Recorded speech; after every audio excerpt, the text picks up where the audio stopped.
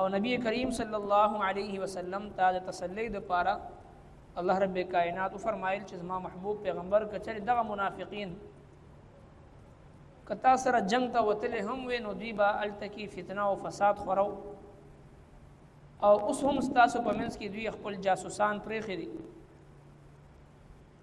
الله تبارک وتعالى دا ظالمان پیژني او د دینه مخکې هم دوی تاسو د پاره فتنه او پریشانی هغه پیدا کړې دي او تر دې پورې چې الله رب العالمین د دوی هغه منافقت ښکارا کو او دوی دا نه غوښتل چې زموږ د راز فاش خو الله تبارک وتعالى د دوی هغه هر څه ښکارا کو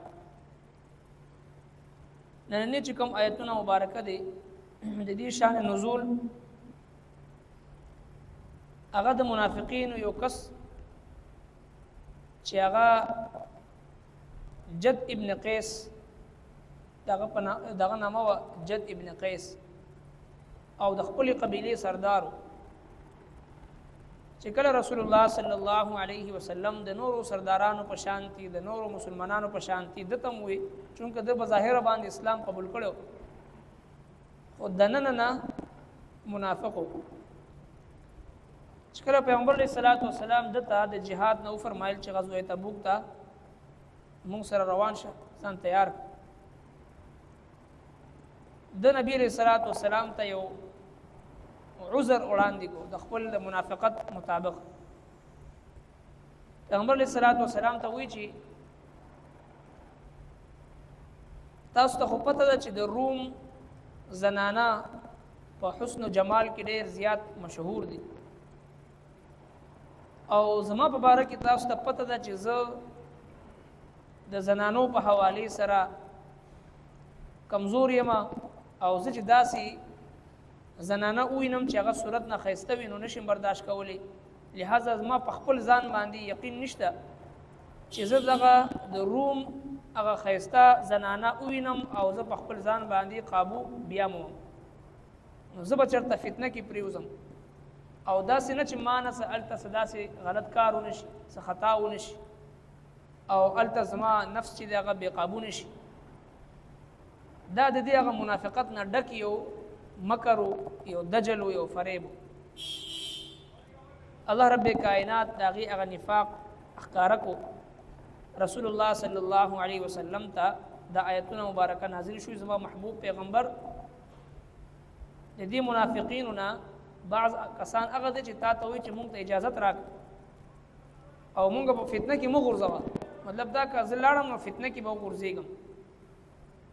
الا خبر دادی ته وای چې دی خو فتنه کې مخکې نه غورځېدلې دي او جهنم د دې کافرانو لره راګیرون کې دي او بیا دویم د دې منافقینو یو بیماری ذکر کوي یو مرض ذکر کوي چې کله نبی علیہ الصلوۃ والسلام ته او صحابه کرام ته خیر ورسېدو نو دوی په پیغمجن شو چې دوی ته دا فتح ولې ملو شو دا غلبه ولې ملو شو دا کامیابی ولې ملو شو او چې کله مسلمانانو ته مصیبت ورسېدو س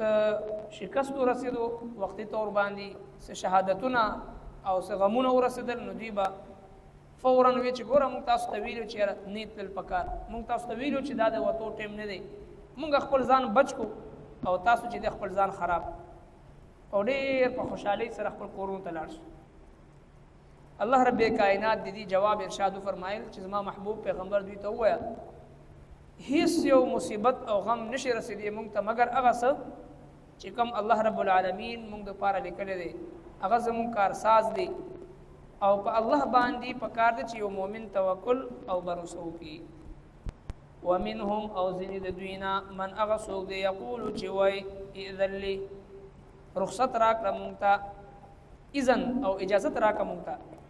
ولا تفتنی او ما په فتنه کې مه غورځوه یعنی که زه جهاد ته لاړم نو هلته فتنه کې غورځېږم زما نظر به هلته چا باندې ولګي او داسې نه چې په ځان قابو بیا نه مومم الا واورئ فی الفتنة سقطوا په فتنه کې پرېوتل دوی التب پریوزی کنه پریوزی دلته د منافقت د وجنه فتنه کې غرزدلې وان جهنم او بشک دوزخ لمحيطه راګر کړي دي بالکافرین کافرانو لرا ان تصبک حسنه کچری ورسیږي تا تاسو خګړه تسهم نو بدلږي پدوي وان تصبک مصیبه او کچری ورسیږي تا تاسو مصیبت یقولون دوی وای دوی قد اخذنا مونږ سنبال کړو امرنا خپل کار من قبل دین وړاندې مونږ خپل ځان سنبال کړو مونږ تاسو نه وی چې مزي مونږ ځان سنبال کړو وای تولوا او واپس لاړ شي دوی وهم فرحون او دوی خوشاله وي خپل کورون ته خوشاله لاړ شي قل تو ورته وای لن یصيبنا هیڅ کله به اون رسیږي مونږ ته الا مصیبت الا ما كتب الله لنا مگر هغه څه چې لیکل دي الله جل شانه مونږ د پاره هو مولانا هغه کارساز دې زمونږه مولا مددگار دې وعلى الله والله جل شانه باندې فليتوکل پس توکل پکار دې مؤمنون مؤمنان لا هغه منافق جد ابن قیس اجازت وختو چې مال اجازت راک ال تلارم نو فتنه کې غرسیګم الله تبارک وتعالى فرمایل الا فی الفتنه سقطوا واوري دی خو فتنه کې پریوته دي خپل منافقت د وجنه د خپل کفر د وجنه زکه وان جهنم لمحيطه بالکافرین جهنم د کافرانو لر راګراون کې دي چونکه دا منافقت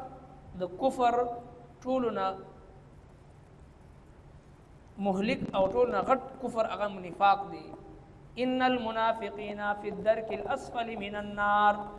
الله رب کائنات فرمایي چې منافق دا د جهنم د ټولو لاندې طبقه کې چې دی هغه منافق وي ټول لاندې طبقه کې منافق وي د پاسه پی چې دی هغه مشرک وي او هغه د پاسه د ستورو عبادت کوونکي د بیا د نور عبادت کوونکي بیا د اور عبادت کوونکي مجوسیان او هغه د پاسه بیا يهوديان هغه د پاسه نصارا او ټول نه پاسه چې کوم ته جهنم ویل شي اول درک اسفل لي چې کوم منافقین وي درک اسفل لظا سقر سعیر او اخره کې چې کوم جهنم او کوم ته جهنم ویل شي ټول نه بره هغه کې هغه خلک وی چې کوم مسلمانان وي مؤمنان وي د ګناه کبیره په حالت کې توبه نه وستي او دوی ته مرګ راغلي او میدان محشر کې څوک د دوی شفاعت مونږ کی اول خدای چې د ګناه کبیره ولا الله رب کائنات په خپل فضل او کرم سره دغه شفاعت د پاره خلکو ته وي د امت چې کوم صلحاوي نیکان وي پاکان وي منځګزار وي حاجیان وي مجاهدین وي قراوي حافظان وي عالمان وي نیکان خلکو سره چې تعلق وي الله رب کائنات به هغه جنتیانو ته اجازه ورکړي چې د خپل دوستانو سفارش وکړي دغه شفاعت وکړي پیغمبر علیه الصلاۃ والسلام مبارک د خپل امتیانو شفاعت وکړي او دغه چې د امت چې کوم صلحا دي نیکان پاکان خلک دي چې د چا نیکو خلکو سره تعلق وي ناسته ولاړه وي هغه به د هغوی شفاعت وکړي او دغه شانتي حدیث پاک کی تفصیل ذکر دی یو کس ګناهګار وي او نیکو خلکو سره تعلق وي نیکو خلکو سره مرګتیا وي دغه صلحا او نیکان خلک چې کله روان شي جنت ته او وګوري چې د دوی یو دوست او مرګري جهنم ته روان کړی شوی وي نو فورا د الله رب العالمین په حضور کې عرض کوي چې الله دا زموږ مرګري دی او په دنیا کې موږ سره ناس ولاړ او تعلق او مینه محبت اوس جهنم ته روان دی الله رب کائنات دغه صلحا او د نیکانو په شفاعت او په سفارش باندې جنت ته روان ځکه نبی علیہ الصلوۃ والسلام مبارک فرمای چې همیشه دوستانه چې کینو نیک انسان سره متقی انسان سره پرهیزګار انسان سره دوستانه کوا چې کوم د الله نه یریدون کې وینو هغه چری بم تا ته نقصان نه رسي او چې څوک د الله رب العالمین کې نه یریدو ولا کس وینو هغه د الله جل شانه د یری د وجه نه طالب دوکان درکې تاسو سره به فراډ نه کوي تاسو سره به ظلم نه کوي تاسو سره به انصافي نه کوي نو چې کله یو سړی د فاسق فاجر سره د الله نه فرمان سره د الله دشمن سره دوستانه کوي یقینا هغه د الله سره وفادار نه دی چې د خالق دی نو چې یو کس د خپل خالق او مالک او رازق ذات سره چې وفادار نه دی او تاسو سره وسو وفاو حالانکه موږ تاسو په هر